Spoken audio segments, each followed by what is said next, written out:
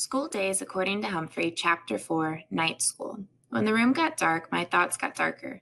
Not only was I curious about where my old friends had gone, but I was also unspeakably worried about what they would do without a helpful hamster to help them with their problems. I don't mean to brag, but I have lent a helping paw to all my classmates last year, even if they didn't always know it. No use sitting around and worrying, I suddenly squeaked out loud. We need to do something. Boing, Og agreed.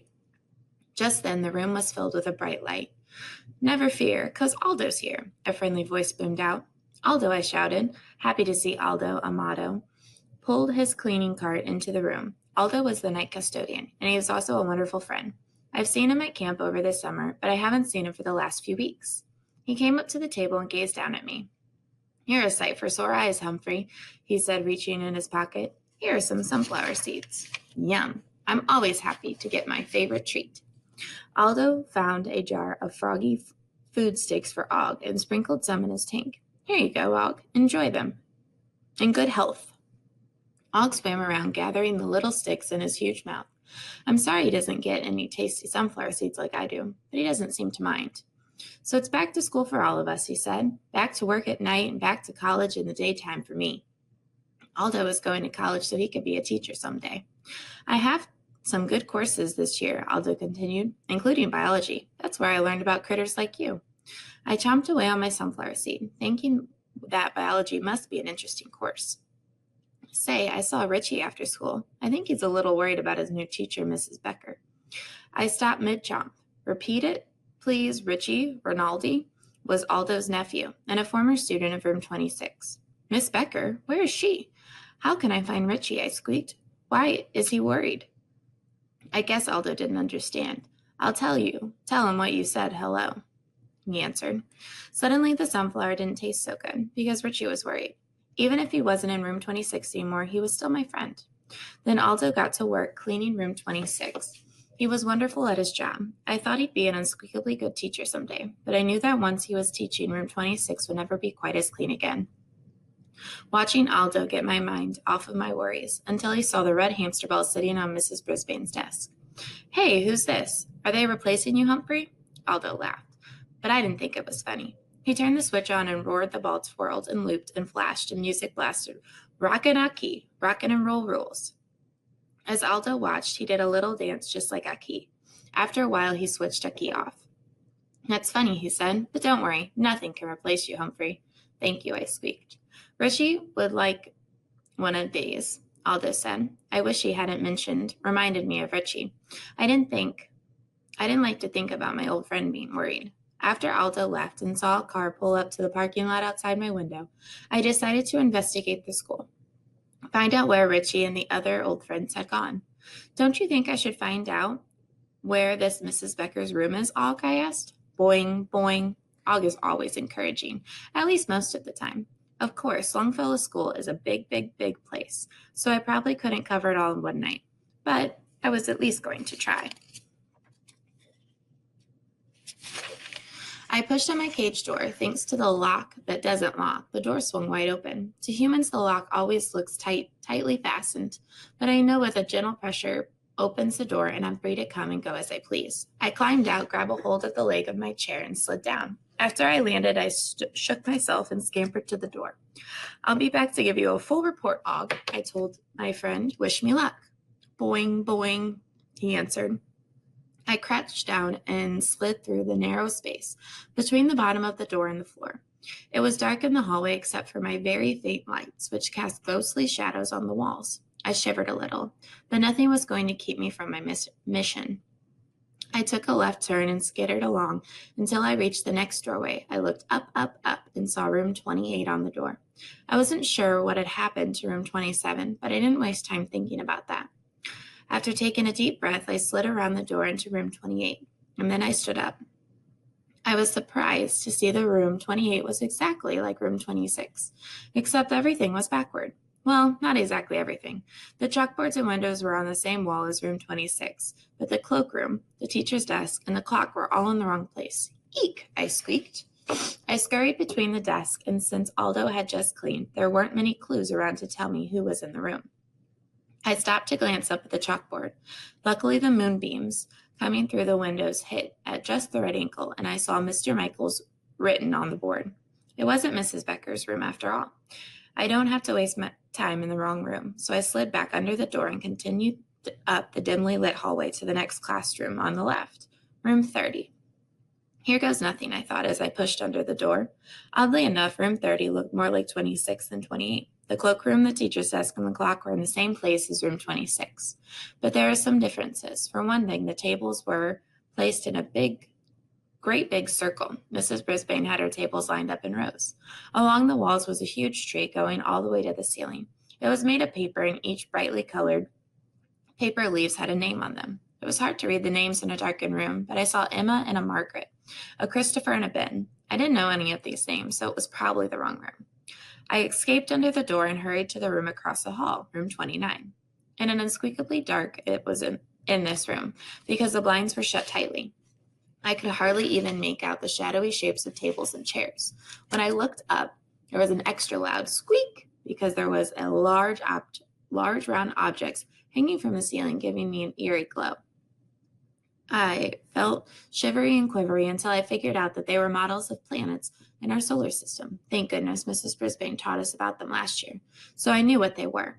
I began to look for clues to find out if my friends had moved into this room. I darted to the front of the class near the teacher's desk, and I looked up, up, up. I saw a sign sitting on top of the desk, Mrs. Murch. The sign read, "Wrong room again." I hurried back out of room 29 toward the next room. There was a room 27. I took a deep breath and slid under the door. It was a little brighter in this room because the blinds had been left open and moonlight streamed through the windows. But a quick glance at the board told me I was in the wrong room again. Miss Loomis was written out in large letters. But next to the teacher's name was a list of students, and some of them were very familiar. Miranda, Garth, Seth, Saith, Art, Mandy. They'd all been in room 26 last year. So some of the students had gone to Miss Becker's class, and some of them had moved to Miss Loomis's class. Then I remembered something. "This is where Og came from," I squeaked out loud. It was true. Og had once lived in Miss Loomis's class. The day she brought him to room 26 to stay was quite a shock for me. I could tell you that. But over time, I've gotten used to my funny green friend. I was thinking of those early days with Og, when suddenly a strange sound boomed out of the darkness. Rum, rum, rum, rum. It was very loud and very deep, so deep it made my ears twitch. Rum, rum, rum, rum. The sound came from the corner, and I could make out a shape of a tank sitting on the table. Rum, rum, rum, rum, the voice bellowed. Cautiously, I edged my way toward the table. Yes, it was a tank, all right. Sitting in that tank was a huge frog, way bigger than Og. Instead of a pleasant smile like Og's, he was leering. Or was he sneering? "Hello, George," I squeaked. "I'm a friend of Og's. Remember him?" Rum, rum, rum, rum, George answered. He certainly didn't sound friendly. I recalled that Mrs. Loomis had gotten Og to keep George company, but George didn't like Og, so she brought him to Mrs. Brisbane's class. Rum, rum, rum, rum. George was getting louder and louder. I guess he didn't like me either. So I ran away as fast as my small legs could carry me and slid under the door. Phew, I could still hear George out in the hall. I was lucky to get away from him, but I was worried that my friends were stuck in a class with him every single day. It must be miserable. I was tempted to race back to room 26 so I could tell Og about my discovery. But the next door was marked room 25. It was right across the hall from my classroom. So I decided to check and see if that was Miss Becker's room. For some reason, there was very little space between the bottom of the door and the floor, so I had to flatten myself as much as I could and push myself through. The problem was halfway through the door, I just stopped. I was stuck. Eek, I squeaked. Not that it mattered. There was no one around to hear me.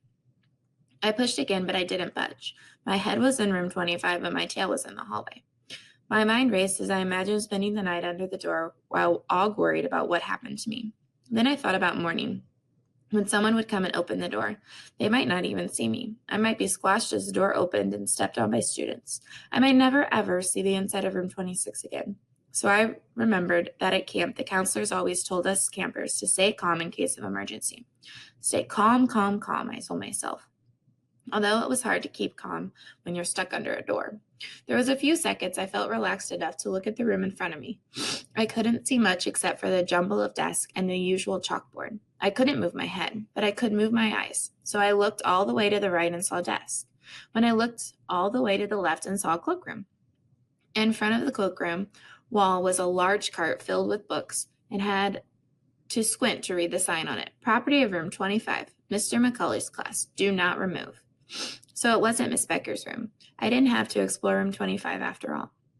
When I tried backing out from under the door, I didn't have a bit of trouble. If I stayed a little calmer, I might have realized sooner that although I couldn't slide forward, I could easily back out. Phew, I sighed, as I stopped in the dark hallway, listening to my heart pound. When my heart slowed down, I hurried across the hall to room 26 and slid under the door. Og, I'm back, I squeaked. I'm not stuck under the door. Og splashed wildly in his tank. Boing, boing, boing, boing, he called to me. I dashed across the floor toward the door. It's unspeakably difficult and dangerous for me to get back up to my cage, but tonight I wasted no time. I grabbed onto a long cord that dangles down the blinds and began swinging back and forth, pushing with all my might. The cord began to swing higher and higher until I was at the level of the tabletop, when I let go of the cord and slid onto the table, zooming right past Og's tank. Once I got my footing, I hurried into my cage and pulled the door closed behind me. For the first time all evening, I felt safe. You have no idea how comforting it can be to have a nice cage for protection. Okay, Og, I said when I could breathe again. Our friends are not in rooms 28, 30, or 29. I didn't quite make it to 25, but I could see that it wasn't Miss Becker's class. Boing, Og seemed surprised. However, some of them are in room 27. That's Mrs. Loomis's class. Remember her, I asked? Boing, boing, boing, boing. I guess Og remembered. George is still there, and he's not one bit friendly, I complained. Garth and Miranda and the whole bunch of students from the old class are there with him. Og took a giant dive into the water side of his tank and madly splashed around. The more I thought of George, the happier I was that Og had moved to room 26. When Og stopped splashing, I told him more about my adventure, even the scary part when I got stuck under the door. Boing, boing, boing, he said. When I was finished, I sighed and relaxed. I glanced around the room and saw that red hamster ball sitting on Mrs. Brisbane's desk. The thought of Aki singing and dancing made me laugh. I began humming, or at least my way of humming. Rockin' Aki, rockin' on roll rules. I squeaked as I hopped onto my wheel and gave it a good spin. Og joined in. Boing, boing, he twanged, as he dived into his water and did unspeakably loud splashing. For a while, though, I stopped spinning and crawled into my sleeping hut to rest. It turns out that investigating and rocking and rolling can make you very, very, very tired. Humphrey's rules for school: whenever possible, try to walk through doors instead of under them.